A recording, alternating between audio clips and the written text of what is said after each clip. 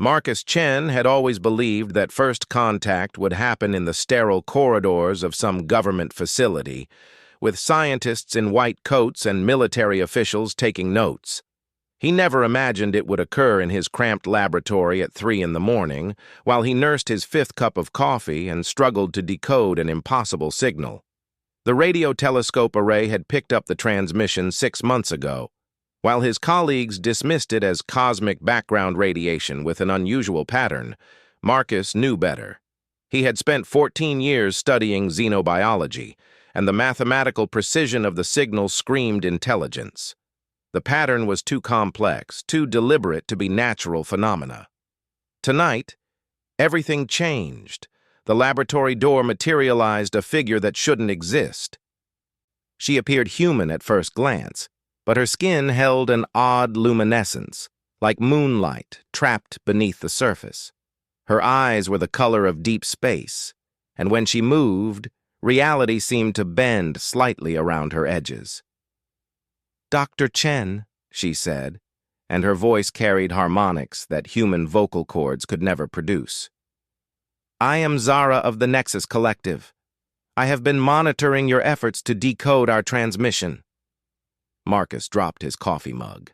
The ceramic shattered against the floor, but neither of them looked down. His mind raced through a dozen explanations, each more impossible than the last. Hallucination seemed most likely, except everything felt too real, too detailed. "You're not human," he managed to say. "Correct. I am what your species might call an evolved human, though that term is inadequate. My people originated from Earth, but that was 12,000 years ago. We have since transcended the limitations of biological form." She moved closer, and Marcus could see that her skin wasn't quite solid. Patterns of light flowed beneath it like circuitry made of starlight. Her presence filled the room with an energy that made his equipment hum with unusual frequencies. "Why are you here?" Marcus asked, surprising himself with how steady his voice sounded. "Because your species faces extinction, and you are the only one who can prevent it." The words hit him like a physical blow. Marcus sank into his chair, staring at this impossible being who claimed to hold the fate of humanity in her luminous hands. "What kind of extinction?" Zara waved her hand, and the air above his desk shimmered. A 3-dimensional hologram appeared, showing Earth from space. But this wasn't the blue-green world he knew. The planet looked sick, its atmosphere a sickly yellow-green, its oceans turned acidic amber. "In 18 months, a cascade failure will begin in your planet's ecosystem. Your industrial activities have triggered a chain reaction that will accelerate beyond any technology's ability to reverse. The atmospheric composition will shift, making the planet uninhabitable for current human physiology." Marcus studied the hologram, his scientific mind analyzing the data even as his heart sank. The projections looked accurate, terrifying in their precision. He had seen similar models in climate research, though none had predicted such rapid deterioration. "But there's a solution," Zara continued. "The Nexus Collective developed biotechnology that can adapt human physiology to survive in extreme environments. The transformation is complete and irreversible, but it allows survival where baseline humans cannot." "Why me? Why not approach governments, the UN, someone with actual authority?" Zara's expression grew sad.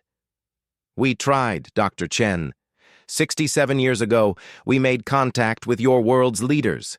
They responded with fear, violence, and attempts to weaponize our technology. We withdrew to observe from a distance, but the ecological crisis approaches too quickly for political solutions." She gestured, and the hologram changed, showing population centers around the world. Red zones spread across the display like infection, marking areas that would become uninhabitable. The transformation must be voluntary, and it must begin with someone capable of understanding both the science and the necessity. Your work on xenobiology, your pattern recognition skills, your dedication to pursuing truth despite ridicule from colleagues, you are uniquely qualified." Marcus stared at the red zones consuming his world. New York, London, Tokyo, Delhi. Billions of people who had no idea what was coming. His sister lived in California with her 2 children.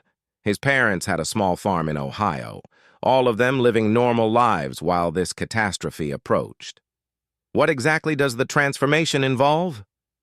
Zara reached into what appeared to be empty air and withdrew a crystalline vial filled with liquid that looked like liquid mercury mixed with starlight. The substance moved with impossible fluidity, occasionally forming patterns that resembled DNA helixes or neural networks. This contains what you might call evolved human genetic material, along with nanotechnology that can rewrite your biological systems at the cellular level. The transformation is complete within 72 hours. Your new physiology will be able to process the changed atmospheric composition, survive in temperatures ranging from -50 to +60 Celsius, and resist radiation levels that would be lethal to baseline humans. And the cost? You will no longer be genetically human.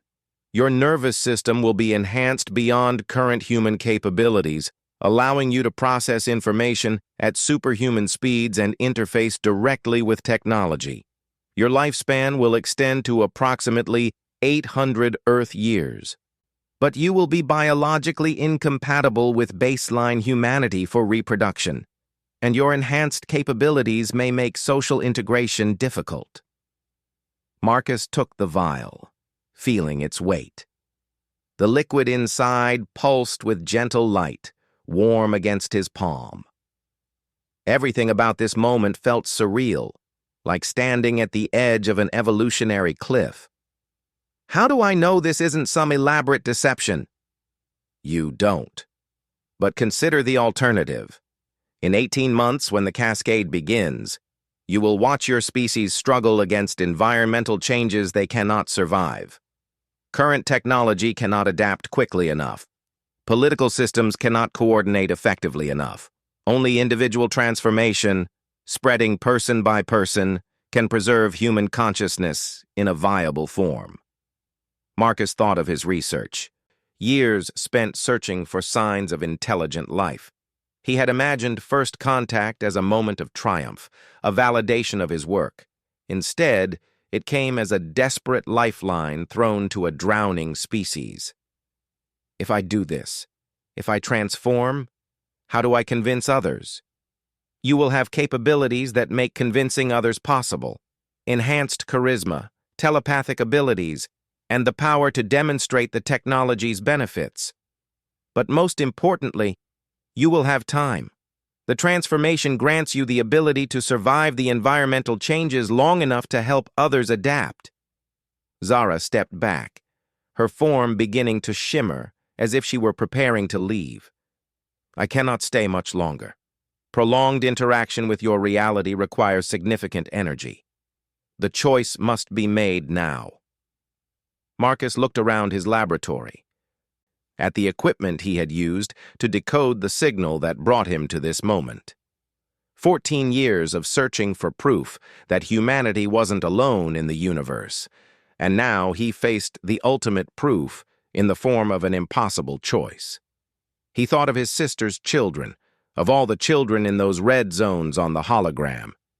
He thought of the accumulated knowledge of human civilization, the art and music and literature that would be lost if the species failed to adapt. If I don't do this, is there any other way? No, Dr. Chen. We have run the calculations millions of times.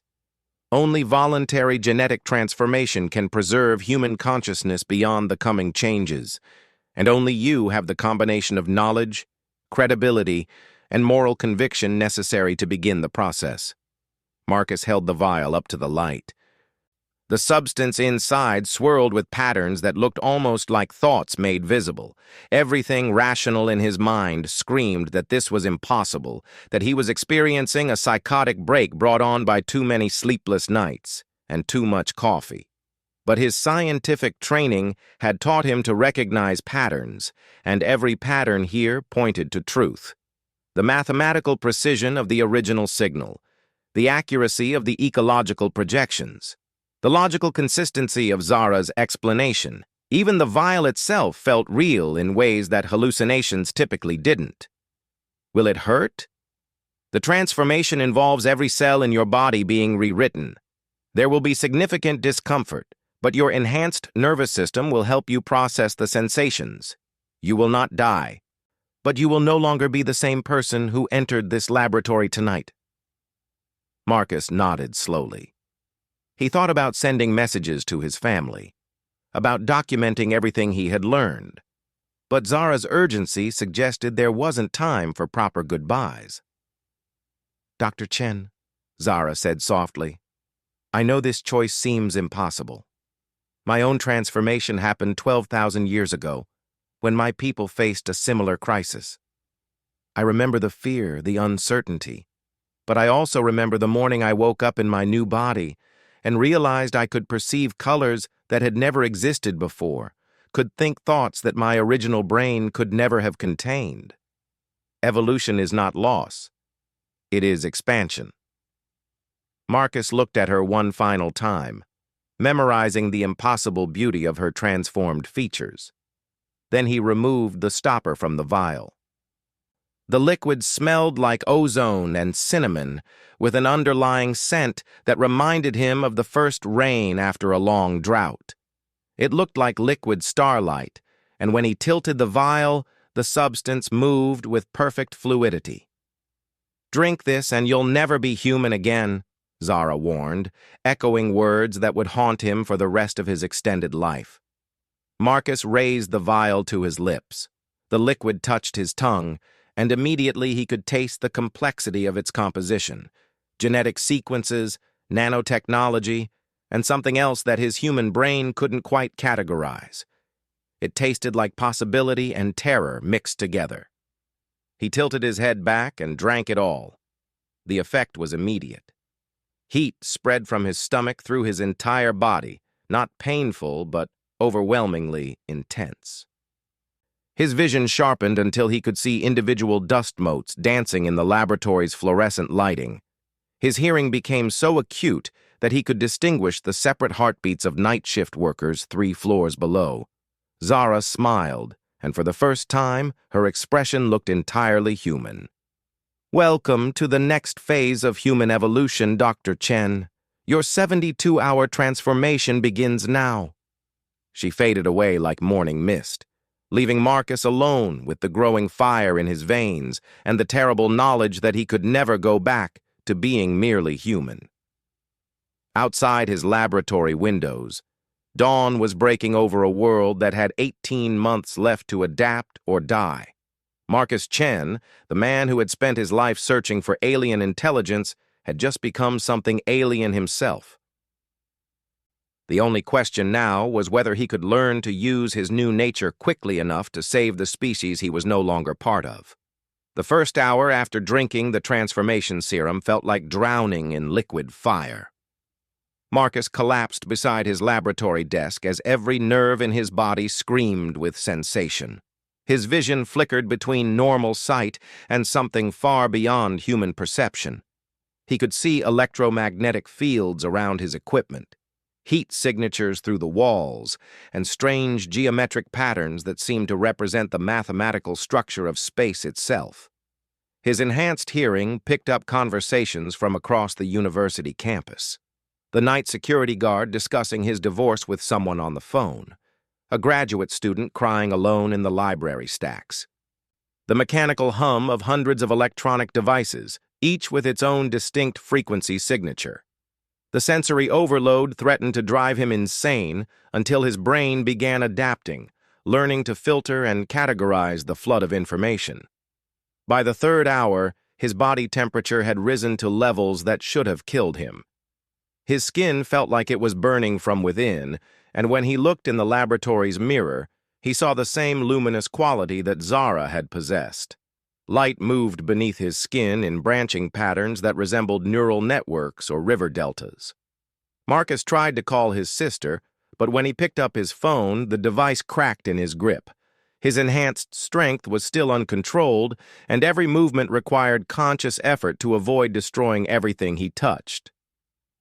He spent the next several hours learning to exist in his changing body, practicing simple tasks like turning door handles and picking up pencils without crushing them. Sleep became impossible. His enhanced nervous system processed information too quickly for his brain to shut down normally. Instead, he entered a state that felt like meditation, where part of his consciousness rested while another part remained aware of his surroundings. During these rest periods, he began receiving what could only be described as downloads, streams of information about his new capabilities flowing directly into his mind. The transformation accelerated during the second day. His bone density increased dramatically while somehow becoming lighter and more flexible. His muscle tissue restructured itself into something more efficient than baseline human physiology. Most dramatically, his brain began developing new neural pathways at an impossible rate. Marcus discovered he could interface directly with electronic devices by touching them. When he placed his hand on his computer, information flowed between his mind and the machine's memory banks. He could access the internet through pure thought, process vast amounts of data in seconds, and run complex calculations that would have taken his human brain hours to complete. But with enhanced capability came enhanced responsibility. The ecological projections that Zara had shown him became clearer as he accessed global climate databases with his new processing power. The situation was worse than he had initially understood. The Cascade failure wouldn't just make Earth uninhabitable for humans. It would trigger a mass extinction event rivaling the one that killed the dinosaurs. On the morning of the third day, Marcus woke to find his transformation nearly complete. His reflection showed someone who was recognizably him, but improved in every measurable way. His skin had a subtle luminescence that made him look healthy beyond human norms. His eyes had developed flecks of silver that seemed to move when he concentrated. Most importantly, his mind felt expanded, as if someone had removed barriers he hadn't realized existed. The real test of his new abilities came when he attempted to leave his laboratory for the first time since the transformation began. The moment he stepped outside, he was overwhelmed by the sheer complexity of life around him. He could sense the electromagnetic fields generated by every living thing, the slow, steady pulse of trees, the rapid flutter of birds, the complex bioelectric patterns of every human being within a half-mile radius. More disturbing was his ability to sense emotions, the security guard's persistent sadness about his failed marriage, the excitement of an early morning jogger training for a marathon, the anxiety of a professor preparing for a difficult lecture. Marcus realized he had developed a form of empathy so enhanced it bordered on telepathy. His first real challenge came when he encountered Dr. Sarah Williams, his research partner and closest friend at the university. She had been looking for him since he missed their scheduled meeting the day before. "Marcus, where have you been?" "I've been calling you for 2 days," Sarah said as she approached his laboratory building. "And why do you look so different?" Marcus realized that hiding his transformation would be impossible. His enhanced appearance was subtle but noticeable to anyone who knew him well. More challenging was controlling his new abilities around someone he cared about. He could sense Sarah's worry, her underlying affection for him, and her growing alarm as she studied his changed features. "I need to show you something," Marcus said, leading her into his laboratory. "But I want you to promise you'll listen to the entire explanation before making any judgments." Sarah agreed, though her concern deepened when she saw the state of his lab. Equipment lay scattered and damaged from his uncontrolled strength during the early hours of transformation. Scorch marks on the floor showed where his body temperature had briefly spiked beyond safe levels. Marcus began with the signal, explaining how he had decoded the alien transmission. Sarah listened with growing amazement as he described Zara's visit and the impossible choice he had been forced to make. When he reached the part about drinking the transformation serum, Sarah's scientific skepticism warred with the evidence of his obviously changed state. This is insane, Marcus. You're talking about aliens, genetic transformation, ecological catastrophe. Even if I believed you, why didn't you come to me first? Why make such a massive decision alone? The hurt in her voice cut through his enhanced emotional perception like a knife. Marcus realized that his transformation had created the first of many barriers between him and the people he cared about. Because there wasn't time, and because Zara specifically chose me. Look, I can prove what I'm telling you. Marcus approached his damaged computer and placed his palm against the processor. Instantly, the machine hummed back to life, its cracked case healing itself through nanoscale manipulation. Data flowed across the screen at impossible speeds as Marcus accessed global climate databases, satellite imagery, and atmospheric composition readings from around the world. "These are the ecological projections," he said, displaying holographic images above his desk through technology that shouldn't exist in his laboratory. "The cascade failure begins in 17 months now. Global atmospheric composition will shift beyond human survivability. Current technology cannot adapt quickly enough to save everyone." Sarah stared at the projections, her scientific mind analyzing the data, even as her personal emotions struggled with Marcus's transformation. The numbers were undeniable, the trend lines catastrophic. "Assuming this is all true," she said slowly, "what exactly are you now? What can you do that human Marcus couldn't?" Marcus demonstrated his abilities carefully. Enhanced strength, but controlled enough to handle delicate equipment. Superhuman processing speed that allowed him to solve complex equations in his head. Direct interface with technology through touch. Enhanced sensory perception that let him see electromagnetic spectra invisible to human eyes. Most importantly, he showed her his new understanding of biological systems. By touching a dying plant on the laboratory windowsill, he could perceive its cellular structure and biochemical processes with perfect clarity. More than that, he could influence those processes, encouraging the plant's healing mechanisms and optimizing its metabolism for survival in harsh conditions. "I can help people adapt," Marcus explained. "Not just by offering them the transformation. Many won't want to give up their humanity, but I can develop technologies that bridge the gap. Environmental suits that allow baseline humans to survive in the changed atmosphere, agricultural techniques that work in the new ecosystem. Medical treatments that help human bodies cope with increased radiation and atmospheric toxicity." Sarah watched the dying plant straighten and regain its healthy color under Marcus's touch. Despite her scientific training, she found herself accepting the impossible reality of his transformation. "What do you need from me?" The question revealed the depth of their friendship and Sarah's trust in him despite the bizarre circumstances. Marcus felt a surge of gratitude that his enhanced emotional perception amplified beyond comfortable levels. "I need help documenting everything. The transformation process, my new capabilities, the ecological projections. And I need help developing a plan to share this information without causing panic." They worked together for the next several hours, with Marcus dictating his experiences while Sarah took notes and asked scientific questions. Her skeptical analysis helped him understand his transformation more clearly and identified potential problems he hadn't considered. The biggest challenge was social integration. Marcus's enhanced capabilities were obvious to anyone paying attention. His improved physical appearance, his superhuman mental processing, his ability to interface with technology, all of it marked him as fundamentally different from baseline humanity. "People are going to be afraid of you," Sarah warned. "Enhanced strength, telepathic abilities, a lifespan measured in centuries. You're describing someone who could easily become humanity's ruler rather than its savior."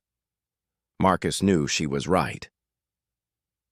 His enhanced empathy let him sense fear even in people who tried to hide it.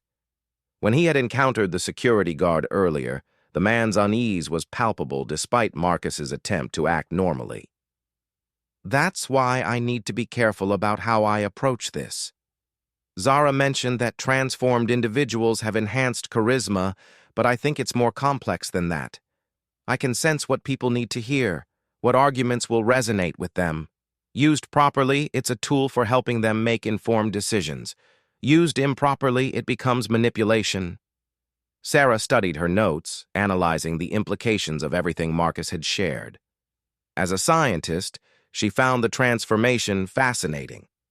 As his friend, she worried about the isolation he would face as something beyond human. "Have you thought about what this means for your personal life, your family, your relationships, your future?"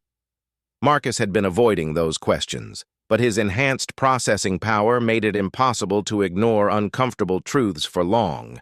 His extended lifespan meant he would watch everyone he currently cared about age and die. His enhanced abilities would make normal human relationships increasingly difficult. His transformed physiology meant he could never have children with a baseline human partner.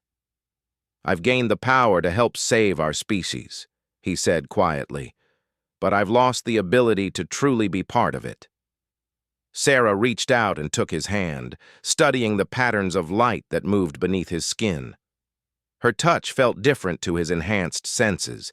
He could perceive her bioelectric field, her emotional state, even the subtle chemical changes that indicated her attraction to him despite his transformation. "Maybe being part of something doesn't require being identical to it," she suggested. "You're still Marcus. You still care about people, still want to help them survive. Your methods have changed, but your goals haven't."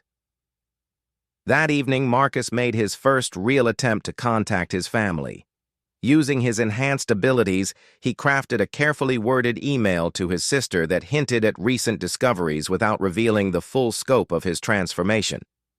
He sent similar messages to colleagues around the world, researchers whose work in genetics, climate science, and xenobiology might make them receptive to collaboration. The responses began arriving within hours. Most dismissed his ecological projections as alarmist speculation. A few expressed interest in his supposed breakthrough in genetic research. One response stood out from the rest. Dr. Elena Vasquez, a geneticist in Barcelona, whose reply included mathematical equations that looked suspiciously similar to the transformation technology Zara had used. Marcus realized he wasn't the only one who had been contacted by the Nexus Collective. As night fell over the university campus, Marcus stood at his laboratory window looking out at a world that had 18 months left to transform or die. His enhanced vision could perceive the subtle signs of ecological stress, the slightly wrong color in the leaves of campus trees, the decreased activity of nocturnal insects, the faint chemical signatures of atmospheric change. He thought about Zara's words about evolution being expansion rather than loss. His transformation had given him capabilities he never could have imagined, but it had also cut him off from the simple human connections that had given his life meaning. The question now was whether he could learn to use his new nature to preserve the best of humanity while helping his species adapt to survive. Tomorrow, he would begin reaching out to others who might have received similar visits. He would start developing technologies that could help baseline humans survive the coming changes. He would take the first steps toward becoming the bridge between humanity's present and its future. But tonight, in the growing darkness of his transformed world, Marcus Chen mourned the man he had been and tried to find peace with the being he had become. 6 months after his transformation, Marcus stood in what had once been the University of Chicago's main auditorium, now converted into a global communication center where representatives from 43 nations gathered to hear what they still struggled to accept as the truth about their world's future. The past half-year had been a blur of revelation and resistance. Marcus had located 17 other individuals who had been contacted by the Nexus Collective.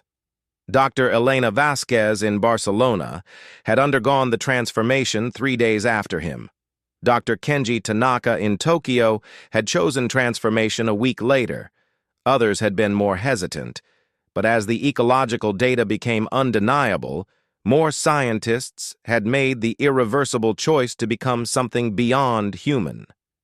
They called themselves the Bridge Generation, no longer human, but dedicated to preserving human consciousness and culture through the coming crisis. Each transformation had brought unique capabilities based on the individual's expertise and psychological profile. Marcus retained his pattern recognition and communication skills, enhanced beyond human limits. Elena had developed extraordinary genetic manipulation abilities. Kenji could interface with and repair technology at the molecular level. Together, they had spent 6 months developing solutions that existing technology could never have achieved. Atmospheric processors that could create breathable pockets of air around population centers. Genetic therapies that could temporarily enhance human resilience without requiring full transformation. Agricultural techniques that would allow food production in the changed environment. But implementing these solutions required cooperation from governments that barely believed in the crisis, let alone the transformed humans offering to help solve it. "Dr. Chen," said Secretary General Martinez from her position at the United Nations podium, "you're asking us to trust individuals who are, by your own admission, no longer genetically human. You're requesting access to global infrastructure, military resources, and civilian populations. You must understand our concerns." Marcus nodded, his enhanced empathy allowing him to perceive the complex mix of fear, hope, and desperate calculation in the minds around him. Through the global communication network, he could sense similar emotions from billions of people watching the proceedings. "I understand your concerns completely," Marcus replied, his voice carrying the subtle harmonics that marked his transformed state. 6 months ago, I was exactly where you are now, a baseline human faced with an impossible choice. I made the decision to transform not because I wanted to become something inhuman, but because I wanted to preserve what was most essentially human. He gestured, and holographic displays filled the air above the assembly. Real-time atmospheric readings from around the globe showed the accelerating cascade failure. Ocean acidity levels, atmospheric toxicity, radiation exposure rates, all trending toward levels incompatible with baseline human survival. The cascade has accelerated beyond our most pessimistic projections. We now have 14 months, not 18. But we've also developed solutions that can preserve human civilization if implemented on a global scale. Dr. Elena Vasquez stepped forward, her transformed appearance causing subtle ripples of unease through the assembly. Like Marcus, she retained recognizably human features enhanced beyond normal parameters. But unlike Marcus, her transformation had given her visible modifications. Her hands could shift into living tools capable of genetic manipulation, and her eyes held depths that seemed to contain entire ecosystems.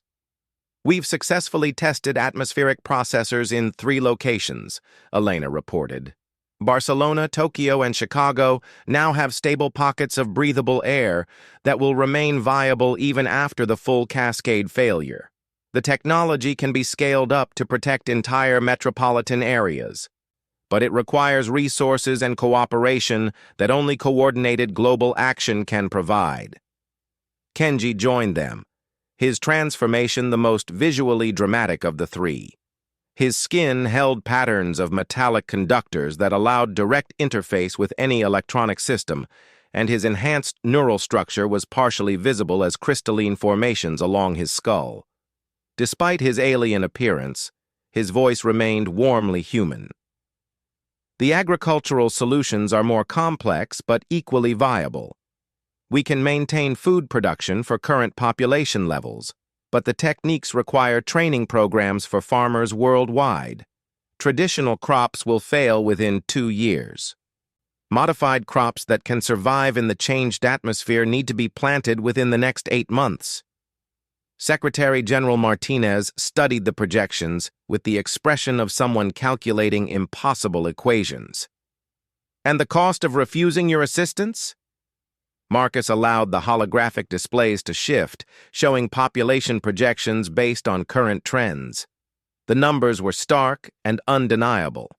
Without intervention, global population would drop by 60% within 5 years.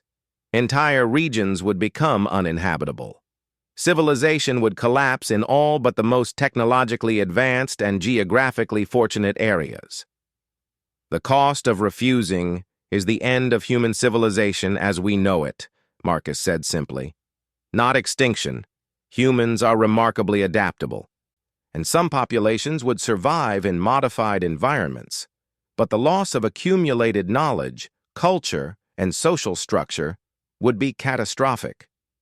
The debate that followed lasted 18 hours. Representatives struggled with the fundamental question of whether to trust beings who had voluntarily abandoned humanity to save it. Military officials worried about the implications of giving enhanced individuals access to global infrastructure. Religious leaders grappled with theological questions about the nature of humanity and transformation.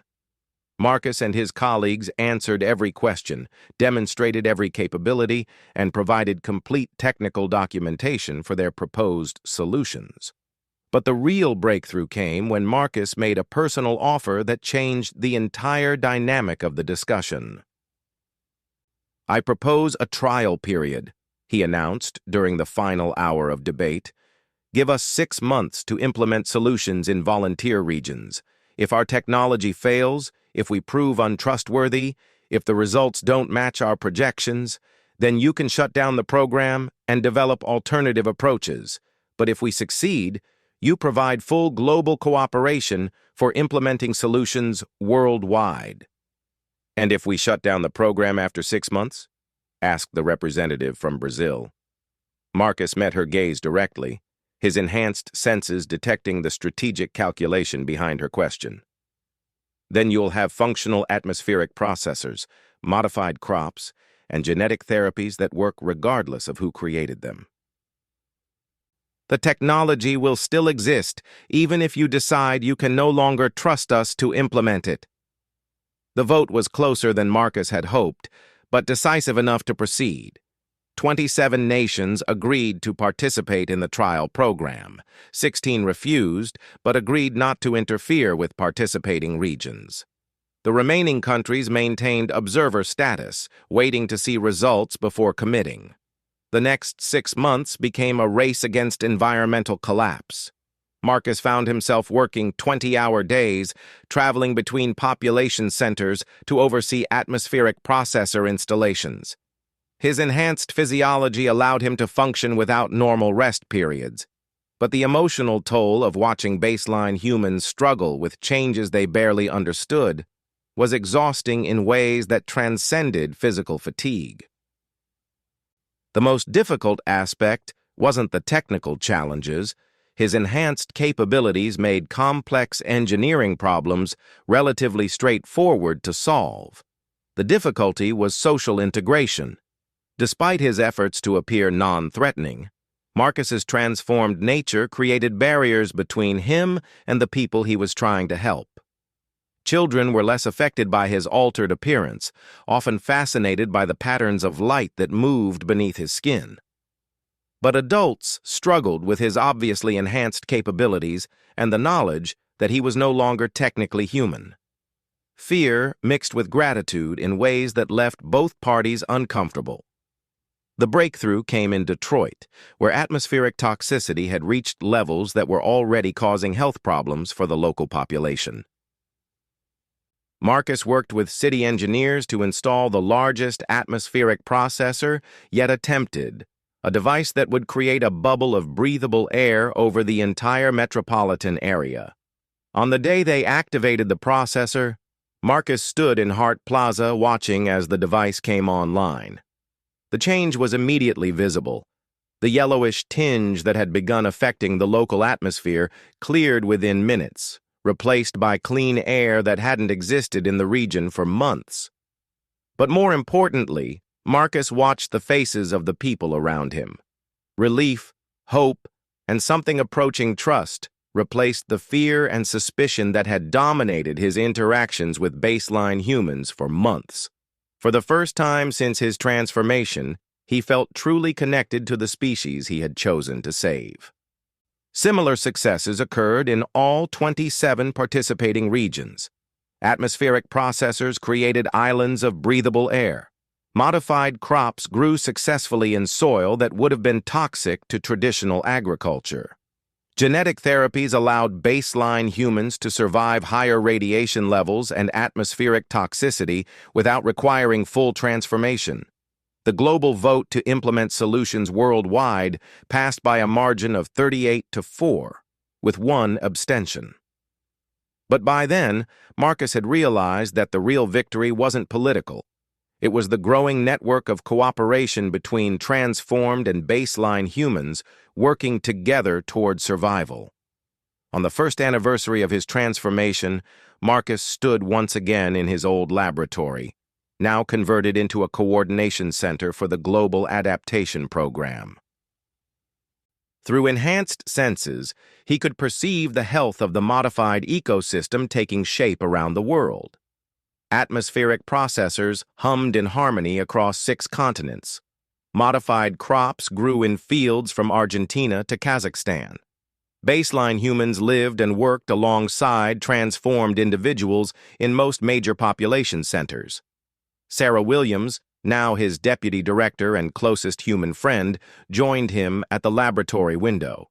She had refused transformation herself, choosing instead to remain baseline human while working to coordinate between the two populations.